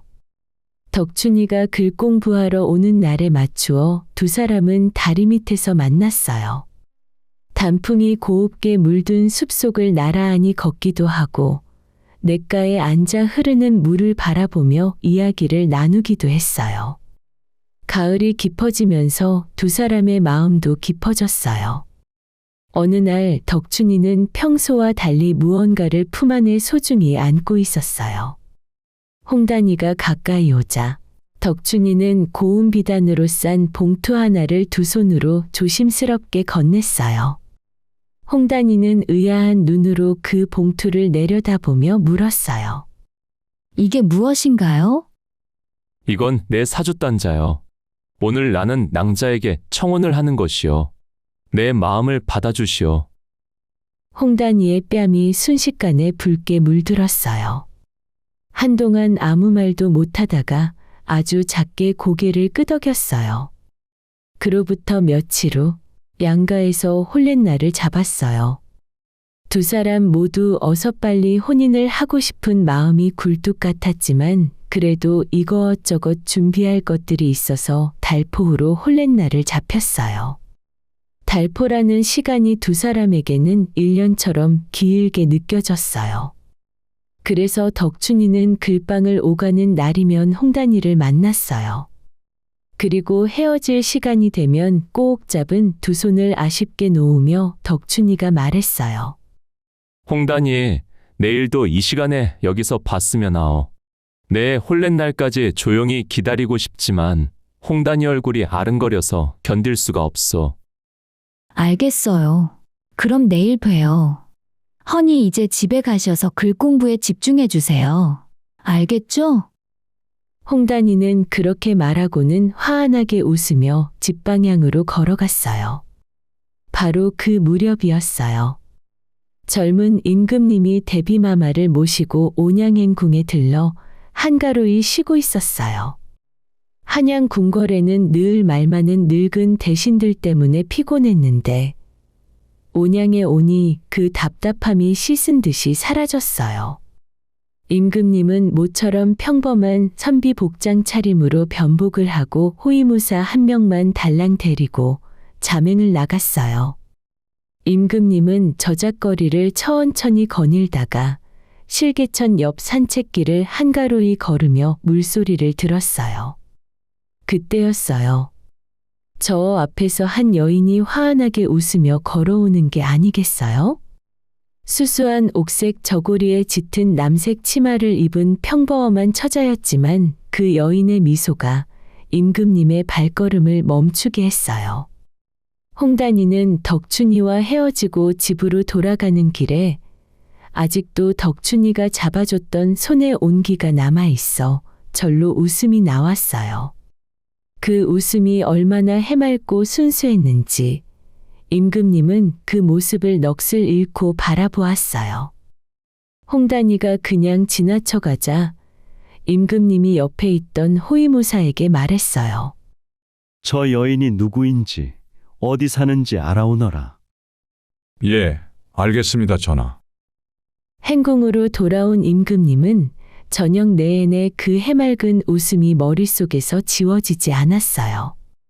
그러던 중 내관이 들어와 조심스럽게 아뢰었어요. 전하, 말씀하신 그 처자를 알아보니 그 주변에 사는 홍단이라는 처자이옵니다. 그리고 한 가지 더 아를 것이 있어옵니다. 그 처자가 곧 혼례를 올릴 예정이라 하옵니다. 그러면 그 처자는 아직 혼인을 하지 않았구나. 좋다. 내가 이 지역에 사는 처자에게 승은을 내려야겠구나. 이보게 김내관, 내일 당장 홍단이 처자를 데려오고 그 집안에 그에 맞는 사례를 하고 데려오시게. 예, 그리하겠나이다, 전하. 내관이 물러가고 행궁 안에 고요함이 내려앉았어요. 다음 날 아침, 홍단이는 방 안에서 혼수로 가져갈 이불솜을 정성스럽게 누비는 중이었어요. 그때였어요. 바깥이 가압적이 사람 발소리, 수레소리, 낯선 사람들의 목소리가 뒤섞여 들려왔어요. 홍단이는 바느질감을 내려놓고 마당으로 나가보니 커다란 수레의 고운 비단이며 쌀가마니며 반짝이는 폐물 상자들이 가득 실려 있었어요. 그리고 관복을 입은 사람들이 줄지어 서 있었어요. 홍단이 아버지가 당황하며 물었어요. 무슨 일로 예까지 오셨나요? 내관이 홍단이 아버지를 바라보며 물었어요. 자네가 홍단이 낭자의 아비 되시오? 그렇소만 무슨 일이십니까, 나리들? 임금님의 명으로 그대의 딸 홍단이를 데려가겠으니 이것들을 받으시게. 홍단이 아버지의 얼굴이 하얗게 질렸어요. 네? 뭐라고요? 우리 홍단이는 곧 혼례를 올릴 것인데 어디로 데려간단 말이십니까? 임금님의 명인데 이것저것 토를 달고 묻다니 무엄하다. 임금님께서 홍단이 처자에게 승언을 내릴 것이니 홍단이 처자는 곧 임금님의 여인이 될 것이다. 허니 어서 당장 명을 받들 거라. 홍단이는 너무 놀라며 말했어요. 네? 뭐라고요? 임금님의 여인이요? 아니, 왜 갑자기 그리 된 것이지요? 임금님의 지엄한 명이니 잔말 말고 어서 나를 따르시게. 홍단이 아버지는 뭐라 말도 못하고 홍단이도 너무 황당하여 아버지를 한번 돌아보았어요. 하지만 임금님의 명을 거스를 수 있는 백성은 이 땅에 아무도 없었어요. 그렇게 홍단이는 온양행궁으로 향하게 됐어요. 행궁에 도착하자마자 상궁과 나인들이 홍단이를 데려가 꼼꼼히 씻기고 고웁게 단장시켰어요. 고운 비단 저고리와 치마를 입히고 얼굴에는 고운 분과 연지가 발려졌어요. 화려하고 곱기는 했지만 홍단이의 마음 한쪽이 무너지는 것 같았어요. 나는 덕춘이와 혼례를 할 것인데 이게 어찌 된 일이야? 나 어떡해? 그 생각을 하자 홍단이의 눈에서 눈물이 주르르 흘렀어요. 그 모습을 본 상궁이 눈살을 찌푸리며 꾸짖었어요. 내 인연, 오늘 임금님의 승언을 받는 것을 감사해야지. 어찌 울상이 되어 있는 것이냐? 이게 아무나 주어지는 기회가 아니다. 너나 네 집안이 하루아침에 부하고 귀하게 된 것을 의미하며 너는 임금님의 여인이 된 것이니 감사해야 하거라. 절대 임금님 앞에서 그런 표정을 짓지 말거라. 그렇지 않으면 너와 네 집안이 더 큰 화를 입을 수 있음을 명심하거라. 예, 알겠습니다. 홍단이는 꾹 참았어요. 눈물을 삼키고 입술을 깨물었어요. 몸단장을 마치고 임금님의 침전에 들어간 홍단이는 조용히 무릎을 꿇고 앉아 임금님을 기다렸어요. 잠시 후 임금님이 침전으로 들어왔어요. 임금님은 천천히 겉옷을 벗기 시작했어요. 그때 슬쩍 뒤를 돌아보았는데 홍단이가 살며시 소매 끝으로 눈가를 닦는 게 보이는 것 같았어요. 임금님은 뭔가 잘못 본 건가 싶어 무시하고 자신의 상의를 다 벗고 다시 뒤를 돌아보는데 분명히 홍단이가 눈물을 닦고 있는 게 아니겠어요? 임금님은 깜짝 놀라 물었어요. 헌데 너는 왜 우는 것이냐? 홍단이가 얼른 고개를 숙이며 말했어요. 아니옵니다, 전하. 아니야. 뭔가 분명 슬퍼서 우는 것 같은데 그냥 우는 것 같지 않구나. 궁금하니 어서 이유를 말해보거라. 너와 내가 함께하는 이 좋은 날 무슨 일이 있었던 것이냐? 아까 상궁이나 나인들이 무섭게 함부로 한 것이냐?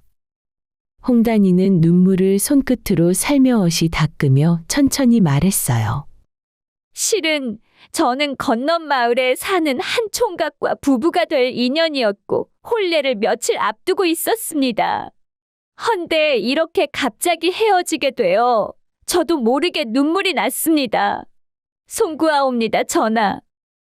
아무리 그래도 그렇지.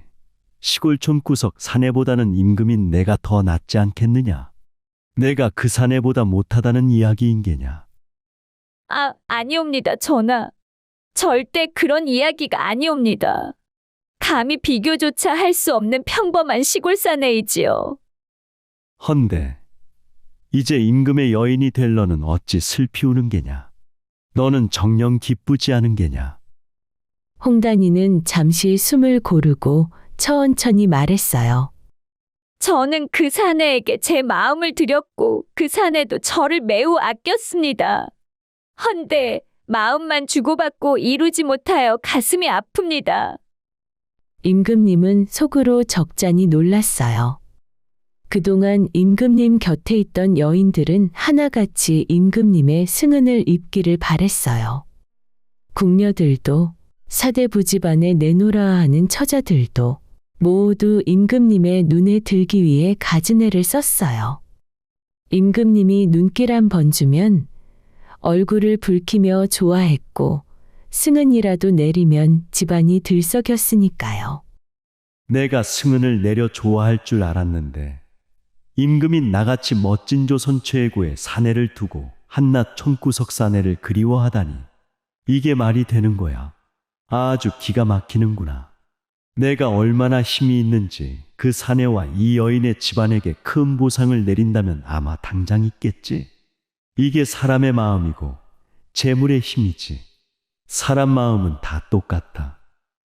임금님은 가만히 앉으며 말했어요. 네가 임금의 여인이 된다면 네 집안은 하루아침에 귀한 집안이 될 것이다. 너도 고란에서 부족함 없이 살 수 있고 만약 왕자라도 낳는다면 너는 이 나라에서 가장 귀한 여인이 될 것이야.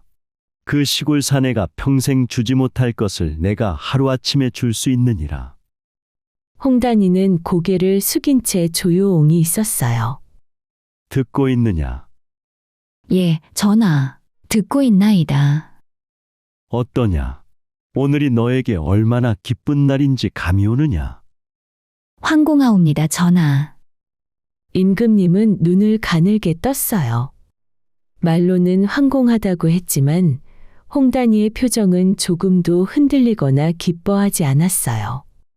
임금님은 어이가 없으면서도 묘하게 오기가 생겼어요. 잠시 생각하던 임금님이 다시 말을 했어요. 좋다.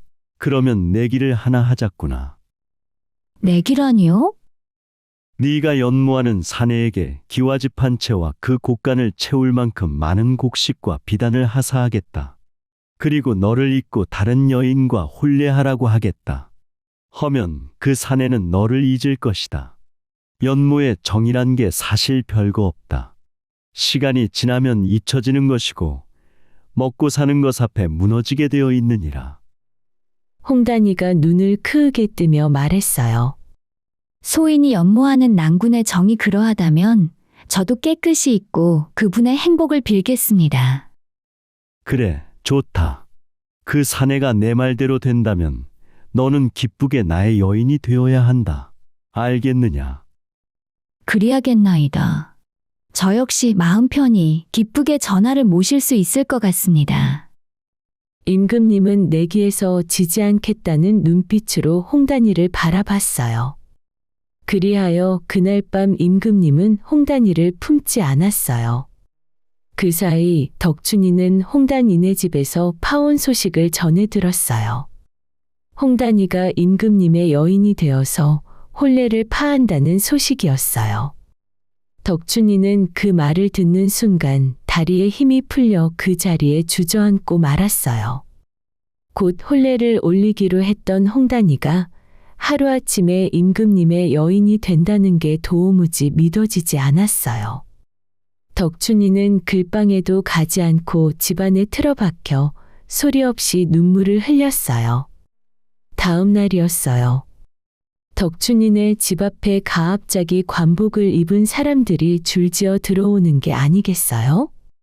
한 내관이 나와 말했어요. 덕춘이라는 사내는 당장 나와 어명을 받으시오. 덕춘이는 방 안에서 그 소리를 듣고 화들짝 놀라 신을 찾을 겨를도 없이 버선발로 뛰쳐나와 마당에 무릎을 꿇었어요. 덕춘이의 머릿속은 온통 뒤죽박죽이었어요. 과거 시험도 아직 보지 않았고 궐 근처에는 가본 적도 없는 시골 선비인데 가압작이 임금님의 명을 받는다니 꿈인지 생시인지 알 수가 없었어요. 내관이 이어 말했어요. 임금님이 명하노라. 짐은 어제 자네의 정혼자인 홍단이를 임금의 여인으로 받아들일 것이니 예정된 혼례를 파하고 새로운 여인을 맞이하라. 그리고 자네에게 기와집과 곡식 그리고 비단을 하사하겠노라. 이제 그 여인은 잊고 새로운 삶을 살거라. 그 말을 듣는 순간 덕춘이의 가슴이 쿵 내려앉았어요. 네? 뭐라고요? 홍단이를 정말 데려가셨다고요? 왜 하필 홍단이를? 내관이 눈을 부라리며 말했어요.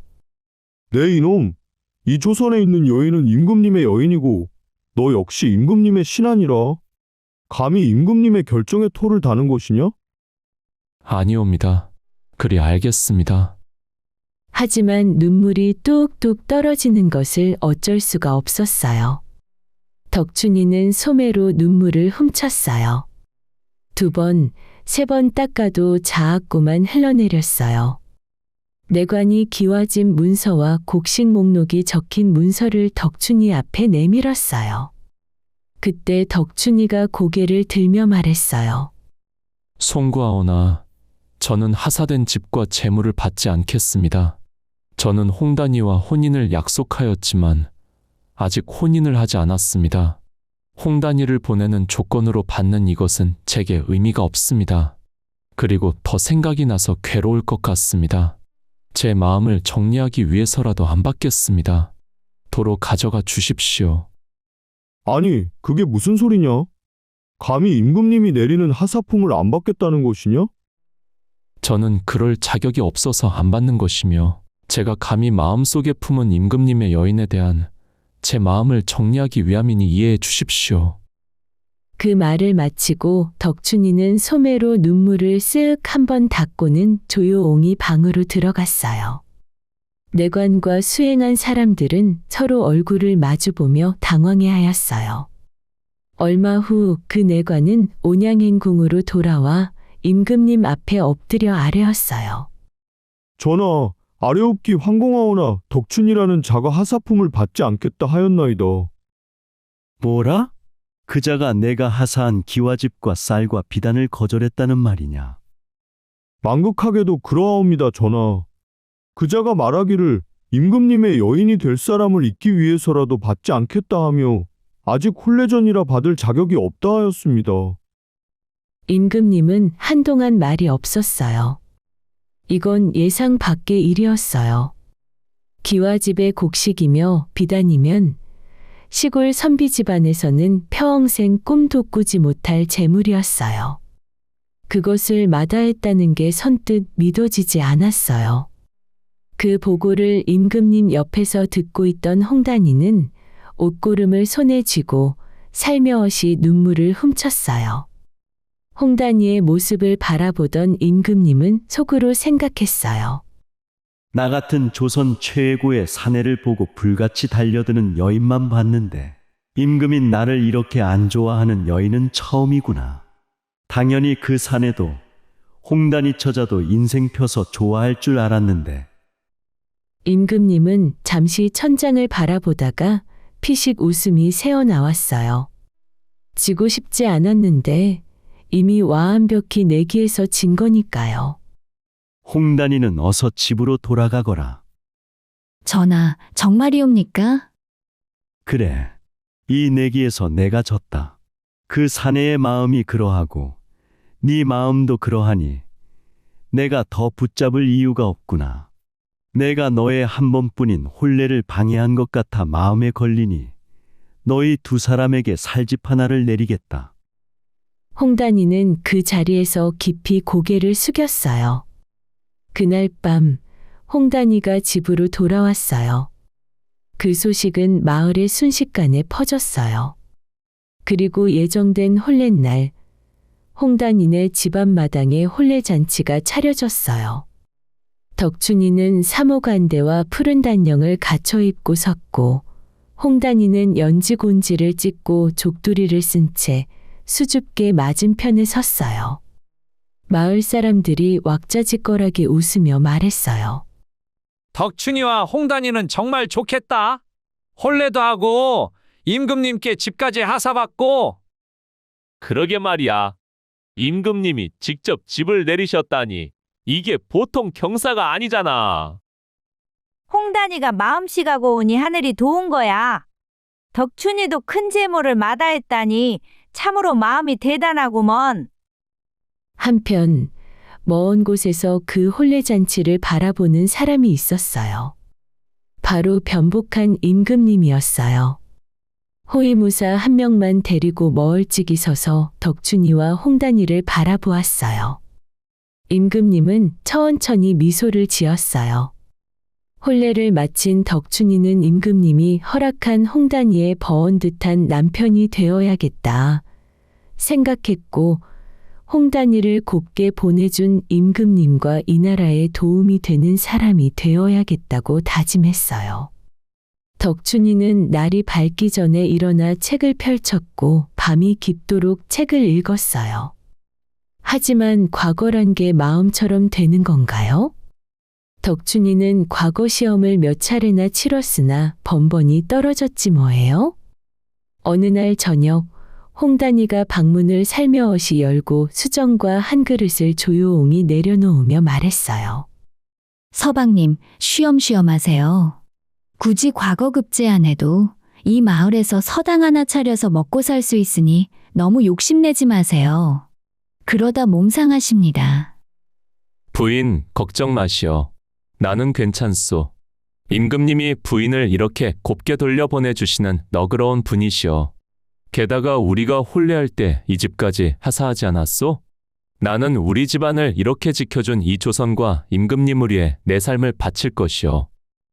아이고, 그냥 저희가 잘 살고 아이들 가르치며 살아도 임금님께 보답하는 것이에요. 아니요. 나는 내 작은 힘이라도 임금님과 나라에 도움이 되는 사람이 되고 싶소. 홍단이는 더 말리지 않았어요. 덕춘이의 눈빛이 얼마나 단단한지 알았으니까요. 그리고 얼마 후 덕춘이는 다시 보따리를 챙겨 한양으로 올라갔어요. 이번만큼은 꼭 급제하겠다는 굳은 마음을 품고서요. 하지만 과거 시험장에서 답안지를 쓰고 나온 덕춘이는 결과를 기다리는 동안부터 이미 쎄한 느낌을 받았어요. 그리고 이번에도 1차에서 낙방이었어요. 합격자방이 붙은 담벼락 앞에서 덕춘이는 한참을 서 있었어요. 벌써 이게 몇 번째야. 작은 나랏일이라도 해서 임금님과 나라의 보탬이 되고 싶었는데 내가 이렇게 부족하다니. 임금님, 정말 송구합니다. 덕춘이는 터덜터덜 주막으로 돌아왔어요. 덕춘이가 머무르는 주막 쪽방에 펼쳐진 책을 챙기고 옷가지를 접고 벼루와 붓을 다 싸두고 주막 평상으로 나왔어요. 주모, 여기 탁배기 한 병 주시오. 덕춘이는 첫 잔을 비우자 눈가가 뜨거워졌어요. 한 잔 더 마시자 임금님이 내려준 집에서 살면서도 아직 아무 보답을 못했다는 생각에 가슴이 더 무거워졌어요. 덕춘이는 결국 소리 없이 눈물을 흘리기 시작했어요. 바로 그 무렵이었어요. 저잣거리에 평범한 도포를 걸친 선비차림의 사내가 여러 명의 사내를 거느리고 걸어 들어오는 게 아니겠어요? 그 사내는 다름 아닌 임금님이었어요. 오랜만에 자맹을 나온 임금님은 한양 저잣거리를 구경한 터라 배가 출출해졌어요. 임금님은 주막에서 풍겨나오는 국밥 냄새를 맡으며 안으로 들어섰어요. 국밥이며 전이며 여러 음식을 시켜 먹으며 임금님이 막 기분 좋게 미소를 짓는데 바로 옆 평상에서 흐느끼는 소리가 들려오는 게 아니겠어요? 임금님은 슬쩍 곁눈질로 바라보았어요. 선비 차림의 사내가 막걸리 사발을 앞에 두고 고개를 푹 숙인 채 어깨를 들썩이고 있었어요. 임금님은 처음에는 그냥 못 본 척 국밥을 먹었어요. 그런데 술잔이 한 잔, 두 잔 비워질수록 곡성이 점점 커지는 게 아니겠어요? 임금님은 속으로 생각했어요. 필시 가족 중 누가 돌아가셔서 상을 당했거나 돌아가신 부모님이 생각나서일 게야. 임금님은 주모를 손짓으로 불렀어요. 주모, 여기 삶은 돼지고기 한 접시 내어주게. 예, 알겠습니다요. 잠시 후 김이 모락모락 나는 수육 한 접시가 나왔어요. 임금님은 그 접시를 들어 덕춘이의 상위에 슬며시 올려놓으며 말했어요. 아니, 선비님은 무슨 사연으로 그렇게 우시오? 그만 우시고 고기 드시고 기운 내시지요. 덕춘이는 눈물을 소매로 훔치며 고개를 들었어요. 감사합니다. 저는 너무 속상해서 우는 것이니 사연은 굳이 아실 필요 없습니다. 그래도 말하면 기분이 좀 나아지니 내게 속 시원히 이야기해 보시오. 혹시 어찌하오? 내가 들어줄 수 있을지도 모르지 않소. 덕춘이는 잠시 망설이다가 말했어요. 제가 관운이 없어 과거를 보기를 여러 번 했으나 번번이 떨어졌습니다. 하여 너무 속상하여 이리 옵니다. 이제 제 나이도 있고 식솔도 있어서 더는 과거를 볼 수도 없어 이렇게 울고 있습니다. 그야 원래 과거에 붙는 사람보다 떨어지는 사람이 많소. 그러니 과거 시험이 어려운 게 아니겠소. 과거를 볼 정도의 실력이면 분명 선비님도 고향에서 서당 정도는 할 수 있을 듯한데 뭐가 그리 걱정이요. 저는 반드시 이 나라와 임금님께 은혜를 갚아야 되는데 그럴 수 없어서 속상해서 그런 것이옵니다. 임금님이 눈썹을 올리며 말했어요. 임금님에게 은혜를 갚아야 된다고요? 아니, 그건 무슨 사연이 있어 그런 것이요? 임금님을 뵌 적이 있어? 아니요, 저는 없습니다만 저는 임금님께 큰 은혜를 졌습니다.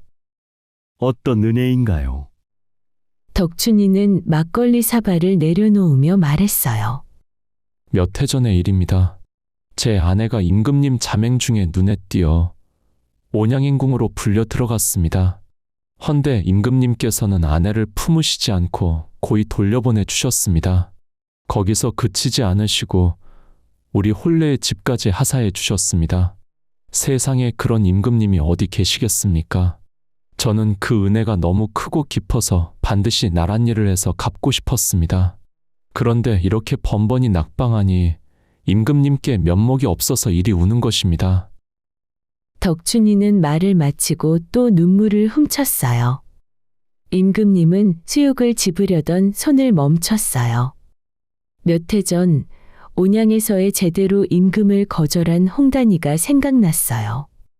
그때 솔직히 난생 처음 태어나 여인에게 거절이란 걸 당한 인생에서 도려내고 싶은 창피한 기억이었는데 지금 홍단이와 홍단이의 남편은 그 일로 자신을 이렇게 멋진 임금님으로 기억하고 있으니까요. 임금님은 속으로 생각했어요. 그때 나의 기억은 사내로서 치욕스런 기억이었는데 이 사내는 나를 아량이 넓은 임금으로 기억하다니 뭐 그때의 상처에 대가치고 썩 나쁘지 않구나. 임금님은 슬며시 입꼬리가 올라갔어요. 이렇게 홍단이와 덕춘이가 자신을 넓은 마음을 가진 멋진 임금으로 기억해준다는 게 내심 너무 기분이 좋았어요. 임금님은 자신이 임금임을 내색하지 않고 조용히 말했어요. 내 듣기로는 임금님이 궐안에 좋은 일이 있어 조만간 별시를 할 것이라 들었소만. 아마 곧 할 것 같으니 고향에 내려가지 말고 좀 기다렸다가 과거를 더 보고 가시지요. 덕춘이가 눈을 번쩍 뜨며 말했어요. 정말입니까? 저같이 관운 없는 사람이 될까요? 아, 그렇고 말고요. 나라에 꼭 글 공부를 잘하는 사람만 필요한 게 아니오. 선비님처럼 임금님께 진짜 충심을 가진 선비도 필요하오. 그것만은 확실하오. 임금님은 그 말을 하고 나서 슬며시 몸을 덕춘이 쪽으로 기울이며 귓속말을 했어요. 내 아는 분이 과거 시험을 출제하는 분이요. 아, 정말이십니까? 그렇소. 내 듣기로 이번에는 중용에서 시제가 나올 것이라 했소. 진짜요? 아이고, 감사합니다, 선비님. 오늘부터 중용을 열심히 준비해서 달달 외우겠습니다. 내 아는 분에게 말해서 자네를 꼭 뽑히게 할 것이니 시제를 적을 때 봉황의 새끼라는 단어를 반드시 넣으시게. 봉황의 새끼라고요? 그렇소. 그래야 내 아는 사람이 자네가 쓴 답안지를 찾아낼 것이 아니겠소. 아, 그렇겠군요. 알겠습니다. 그리하겠습니다. 제가 선비님께 이 은혜를 어찌 갚아야 될까요? 임금님은 흐뭇하게 웃으며 말했어요. 아마 곧 갚게 될 것이외다. 선비님 같이 나라와 임금을 사랑하는 사람이 나란 일을 했으면 해서 알려드리는 것이요. 덕춘이는 그 말을 듣고 또 눈물이 핑 돌았어요. 조금 전까지 낙방의 서러움으로 울었는데 이번에는 고마움에 눈물이 나는 게 아니겠어요? 덕춘이는 얼른 소매로 눈물을 닦으며 꾸벅 고개를 숙였어요. 임금님은 자리에서 일어나며 주모를 불렀어요. 주모, 오늘 이 자리 술값은 모두 내가 내겠소. 임금님은 그렇게 호위무사들과 함께 주막을 나섰어요. 덕춘이는 그 뒷모습을 바라보며 연신 고개를 숙였어요. 다음 날부터 덕춘이는 주막 쪽방에서 나오지 않았어요. 밥을 갖다 줘도 책에서 눈을 떼지 않았어요. 중용을 펼쳐놓고 한 구절씩 소리내어 읽었어요. 방 안에 촛불이 꺼질 시간이 없었어요. 그렇게 며칠이 지나고 드디어 별시 과거날이 왔어요. 덕춘이는 일찍 과거 시험장으로 향했어요. 시험장 앞은 이미 전국 각지에서 올라온 선비들로 발디딜 틈이 없었어요.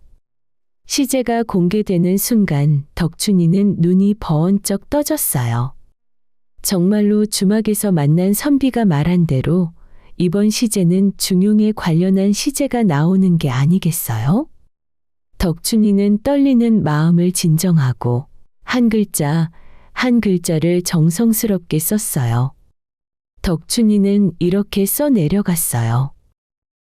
인일릉지면 기백지하고 인십일릉지면 기천지하라. 남이 한 번 하면 나는 100번을 하며 남이 10번 하면 나는 1000번 하라.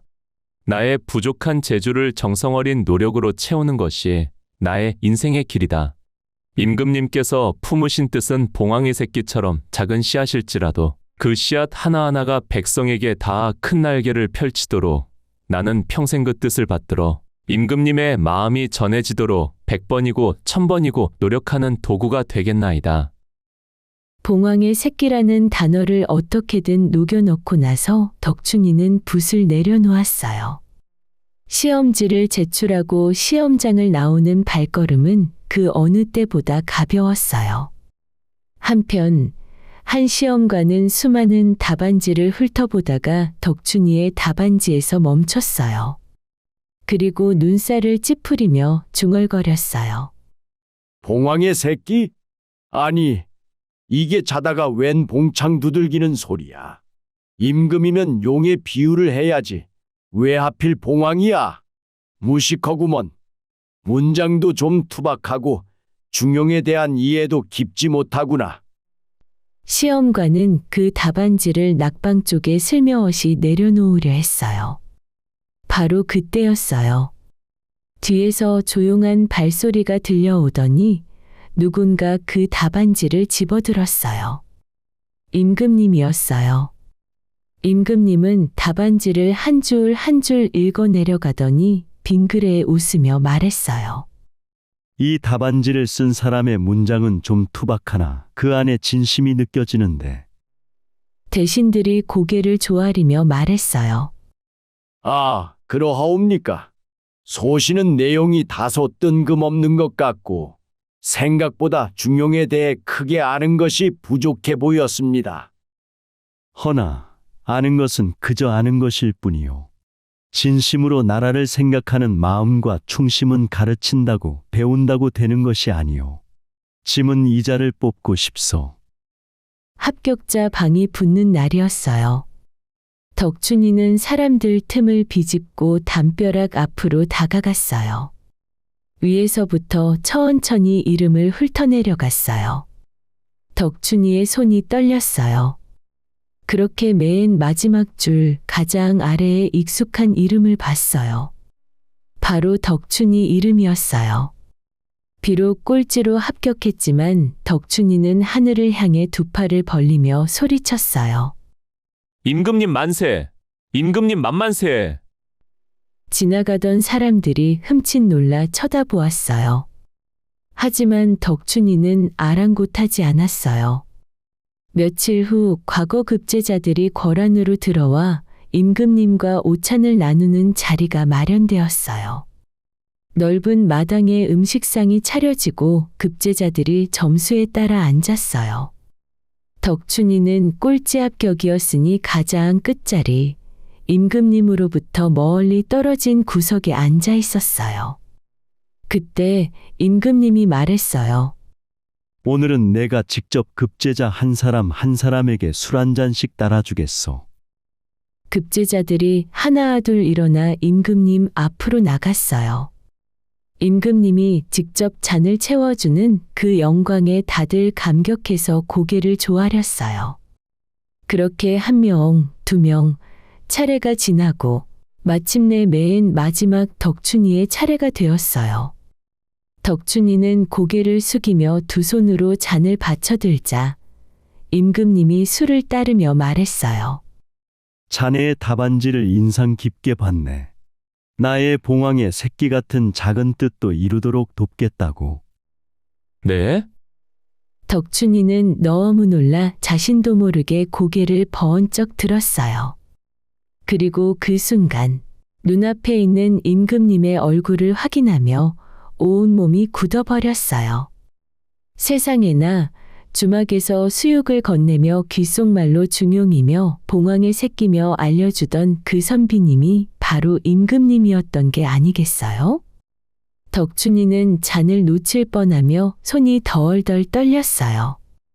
임금님은 그런 덕춘이를 조용히 바라보며 웃었어요.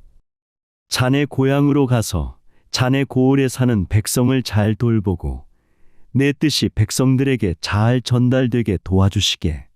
그리고 홍단이와 이 세상 누구보다 다복하게 사시게나. 덕춘이는 무릎을 꿇고 머리를 깊게 조아리며 말했어요. 성은이 만극하옵니다, 전하. 그리하여 덕춘이는 고향 온양으로 내려왔어요.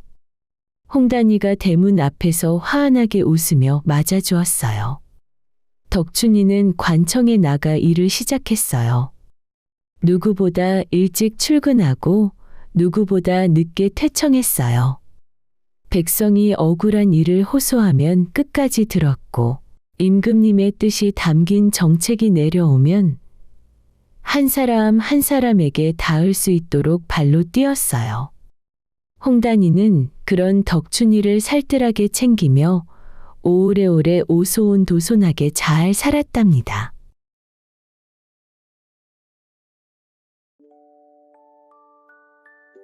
긴 이야기를 끝까지 함께 해주셔서 감사해요. 살면서 가장 힘들 때 위기 같아 보여도 뒤돌아 생각해보면 잠깐 멈추고 새로운 시작을 준비하라는 기간이었던 것 같아요. 기쁜 순간도 힘든 시간도 조금 멀리서 바라보면서 소중한 지금 이 순간을 즐기시길 바랄게요. 오늘 이야기는 여기까지예요. 그동안 사랑해주셨던 이야기뿐만 아니라 더 다양한 이야기는 네이버 프리미엄 컨텐츠 이야기 베개에 올려두었어요. 하단 설명란에 링크를 참고해주세요. 그리고 유튜브에서는 누구나 편하게 들을 수 있는 이야기들을 들려드릴게요. 포근한 밤, 고운 꿈 꾸세요. 다음 이야기에서 만나요.